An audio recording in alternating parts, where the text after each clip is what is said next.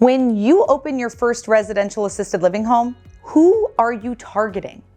Let me tell you something. It's not the 85-year-old. It's not grandpa, right? Nope. It's Daughter Judy.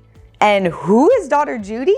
She's the 50 to 70-year-old upper middle class adult child who usually is looking for her mom or dad's care. She's the one finding the facilities, touring the facilities, typically choosing the facility, paying for it, and complaining and or praising you, baby. That is your key target market. That is the biggest factor in the game is Daughter Judy. We want to make sure that she chooses you, that you're answering her questions appropriately. You know, one of our students turned staff members, Josh. I love Josh, and he's just so incredible. And when he opened his care home, I remember he was telling me a story about how he used to tour people around and be like, look at the real estate, look at this, look at that, and pointing out all of these different things. And then he would look in Daughter Judy's eyes and realize, I'm missing something. What am I missing? And sometimes we forget that for Daughter Judy, yeah, she wants a nice room and she wants a private bedroom and bathroom, but really, she wants to know that you care. She wants to know that you are going to love and care for her mom or dad just as much as she does. Because if she is going to leave her mom's care in your hands, you better be trustworthy. You better be dependable, and you better over communicate and share with her everything she wants and needs. So Josh completely flipped the script. Before his home tours, he would do a pre-interview with Daughter Judy on the phone. Ask her, what type of music does mom or dad like? What's their favorite food or their favorite color or different things of that nature? You know, like where did they grow up? And find out different things about them. And then as he was doing the tours, he would fill the room. If they said her favorite color is pink, he would put a pink blanket on the bed and add some pink flowers in the room, right? Small, tiny touches that make it feel like, this room already kind of feels like home for mom. Or if she said she loves music from Elvis, that day when they do the tour, he's playing Elvis. He'll probably play it throughout as mom or dad's living there, but those small tweaks that he made to his home tour increased his move-in ratio 80%. That's crazy because he finally switched. He finally understood what Daughter Judy's going through. You see, this is one of the hardest times of her life. You have to understand most of the time Daughter Judy is typically married with kids. So she's dealing with her own career, her own husband or wife, her own kids, right? She's dealing with all of those different stresses and struggles. And now her loved one, her mom, her dad is sick and needs care. And desperately in her heart, she wants to be able to say, Mom or Dad, come move in with me. I'll quit my job and take care of you full time. But maybe she can't. Maybe she's got bills to pay. Maybe she's got things to do and she can't do that.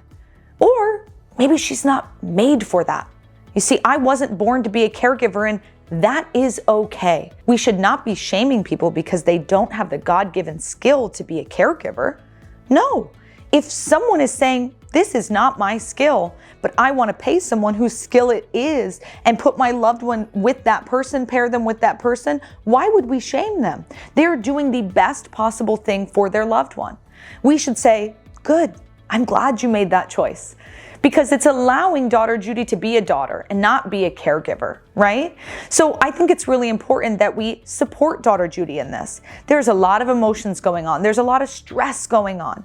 You know, when it comes down to what happens to mom's belongings, her home that she's living in, right? All of the paperwork and, you know, just there's so much going on. It's literally just imagine the 50 to 70-year-old Daughter Judy and this storm of chaos is happening all around her.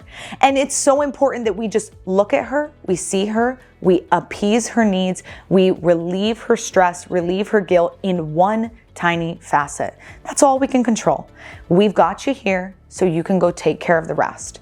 And I think that's just really important. You know, at a big box facility, at a Brookdale, a Sunrise, and Atrium, they're not giving that attention to Daughter Judy. They're not going above and beyond and putting pink blankets and pink flowers in the room. They're just not. Because they're like, this is the product, take it or leave it. They're not gonna have those Elvis music playing, or when the mom walks in, say, hey, you know, Mom, do you want to meet our other resident, Jane, and introduce them and start a friendship? They're not going to bake fresh cookies when you come to visit, But in a residential assisted living home, going above and beyond is easy. It's simple and it's so worthwhile. So Daughter Judy is your key player in all of this. And she's going to be the one who also gives you recommendations. You see, she also has friends who are just like her. And what do you think she's talking about when she goes to book club or wine night or church groups on the weekends, right? She's probably bringing up these concerns she's having with her mom or dad. She's probably bringing up the guilt she feels. She's probably bringing up, hey, I just put my mom in this home, or do you have any recommendations for homes? And when you provide her the best experience, she can't deny it, you better believe she's going to be your biggest fan, your biggest cheerleader, and she's going to be praising your name all around town. You might be getting recommendations and move-ins just because of her. So that's what I mean when I say she's your key player, because not only is she there in the beginning, but she could be a part of your business for long thereafter. And I think that's really important. And I don't want to leave out the men. So son Bob is the word we use for the son who may be in charge of a loved one's needs. And there are plenty of son Bobs in the world. Don't hear me wrong. It's just often we find it's a Daughter Judy. But one time I want to share a cool story about a son Bob that we had. There was a son Bob in one of our communities. His mom was 90. He was 70 himself, and just the sweetest guy. And we would always joke with him when he came in, like, hey, we got a bed for you. You're moving in next. And he was just the sweetest, sweetest guy. And when his mom passed on, you know, he had come to visit twice a week for a course over almost 3 years. And so he had got to know some of the other residents and really fell in love with them. And so he asked, do you mind if I still come back every so often and just chat with the other residents? And we were like, of course, son Bob. And so he would come over just once or twice a month and just chat with the other residents and say hello and just kind of hang out. And we thought, this is just the sweetest thing. You know, at a Brookdale, it'd be like, sign in. Who are you coming to see? Oh, she's not here anymore. You can't come in. So different, night and day culture differences. Son Bob, Daughter Judy, they're your key players. They're the people you want to keep happy, and they're the most important person in all of this.